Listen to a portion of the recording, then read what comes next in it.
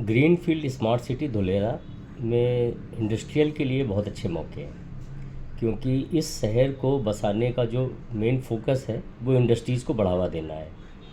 तो गवर्नमेंट का सपोर्ट भी इसी तरह का है और जो इंफ्रास्ट्रक्चर का सपोर्ट है वो भी इसी तरह का है।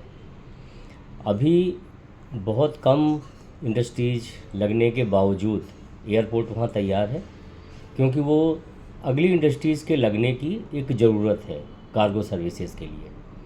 तो उस तरह का सपोर्ट यहाँ गवर्नमेंट की तरफ से पूरा मिल रहा है। तो जो यहाँ पर इंडस्ट्रीज़ के लिए प्लॉट हैं उनको पाने के लिए क्या करना पड़ेगा, कैसे मिलेंगे, इस तरह के अक्सर सवाल मेरे पास आते रहते हैं।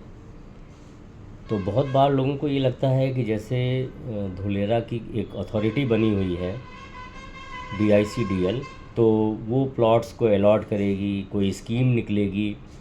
तो वो बताना चाहूँगा कि धुलेरा अथॉरिटी भी प्लॉट देती है, लेकिन वो सिर्फ बड़ी इंडस्ट्रीज़ को कंसीडर कर रही है जिनकी रिक्वायरमेंट बड़े प्लॉट की है।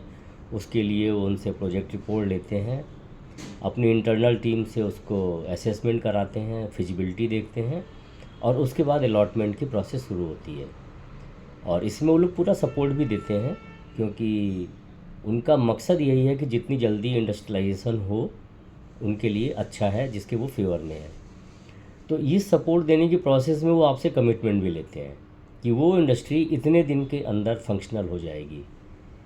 तो एक चैनल तो ये हो गया किसी भी इंडस्ट्री को प्लॉट लेने का कि अगर आपकी इंडस्ट्री का साइज़ बड़ा है तो आप धुलेरा में इंडस्ट्री के लिए धुलेरा अथॉरिटी को अप्रोच कर सकते हैं। तो लगभग कितना होना चाहिए, तो ऐसा कोई यार्ड स्टिक नहीं है, लेकिन रफली 50 एकड़ या इससे अधिक ज़मीन की ज़रूरत वाली इंडस्ट्रीज़ को वो लोग कंसीडर करेंगे, क्योंकि जो अभी तक अलॉटमेंट मैंने देखी हैं वो बड़ी अलॉटमेंट ही उन्होंने डायरेक्ट दी है। अब फिर बात आता है जो मीडियम रेंज की या छोटी इंडस्ट्रीज़ हैं या एंसिलरी इंडस्ट्रीज़ हैं उनके लिए। तो उनके लिए प्लॉट्स खूब संख्या में अवेलेबल हैं, क्योंकि जो धुलेरा को विकसित करने का तरीका अपनाया गया था वो ये था कि किसान से ज़मीन ली गई और उसकी ज़मीन का उपयोग जिस जोन में किया गया धुलेरा के अंदर, उसी जोन में किसान को 50% डेवलप्ड लैंड लौटा दी गई। तो वही लैंड आज इंडस्ट्रीज़ के लिए अवेलेबल होती है। तो उसमें जो मिनिमम पैरामीटर है वो यही है कि 1000 स्क्वायर मीटर का सबसे छोटा प्लॉट हो सकता है इंडस्ट्रीज़ का। तो रफली अगर कन्वर्ट करें तो बोलचाल की भाषा में बोल देते हैं कि 1200 गज मिनिमम रिस्ट्रिक्शन है इंडस्ट्री के प्लॉट की, लेकिन इस साइज़ में प्लॉट मिलते नहीं हैं, तो व्यवहारिक भी नहीं है। वजह क्या है, हर इंडस्ट्रीज़ के लिए जो एक पैरामीटर इन्होंने बनाया हुआ है धुलेरा अथॉरिटी ने कि कितना सेटबैक छोड़ना है। तो जैसे 6 मीटर का एक रूल है कि 6 मीटर आपको चारों तरफ छोड़ना है, तो 1000 मीटर के प्लॉट में बचेगा ही क्या। और अगर वो प्लॉट किसी वजह से पतला और गहरा है तो कुछ भी नहीं बचेगा बनाने लायक। तो जो मैंने यहाँ देखा और पाया है, तो आइडियल साइज़ जहाँ से इंडस्ट्री के लिए प्लॉट शुरू होते हैं वो 2 एकड़ है। 2 एकड़ के प्लॉट पे एक इंडस्ट्री बढ़िया से लग पाती है, जो उसका साइज़ मिलता है वो भी ठीक रहता है, इंडस्ट्री के मतलब का होता है। और बहुत छोटे में जाएं तो भी 1 एकड़ से नीचे का कोई भी प्लॉट व्यवहारिक नहीं रहेगा। रूल होना अलग चीज़ है, लेकिन उसकी व्यवहारिकता भी हमें देखनी चाहिए कि फैक्ट्री के लिए कितनी जगह हमें छोड़ने के बाद कितनी जगह मिल रही है जिस पे हम फैक्ट्री खड़ी करेंगे। तो इस तरह के बहुत से ऑप्शंस यहाँ मिल जाते हैं जो 1 एकड़ 2 एकड़ या इससे बड़े हैं साइज़ में।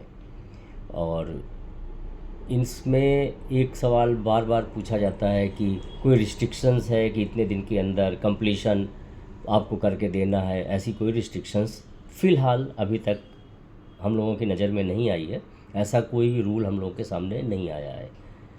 वो फ्री होल्ड लैंड है, आप उसको ख़रीदने के बाद कितने भी समय तक रोके रख सकते हैं और जब आपका मौका लगता है तब आप उसको कर सकते हैं, कंस्ट्रक्शन कर सकते हैं। उसके लिए बाईलॉज बने हुए हैं, रेगुलेशंस ऑलरेडी ड्राफ्टेड है, बना हुआ है।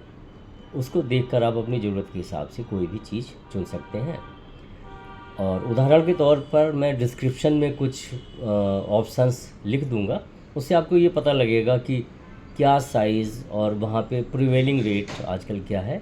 वो कोई स्टैंडर्ड रेट नहीं होता, सारे रियल इस्टेट के रेट जो हैं मोल भाव पे डिपेंड करते हैं, और प्राइसेस जो है ऊपर नीचे इस बात से होते हैं कि उसकी लोकेशन कैसी है, एक्सेसिबिलिटी कैसी है, उसका यूज कैसा है और फ्यूचर कैसा है, इन सब चीज़ों को लेके ही रेट फाइनल होते हैं। और जो भी प्राइसेस मैं डाल रहा हूँ वो सिर्फ इंडिकेटिव है, आपको एक आइडिया देने के लिए। Thank you.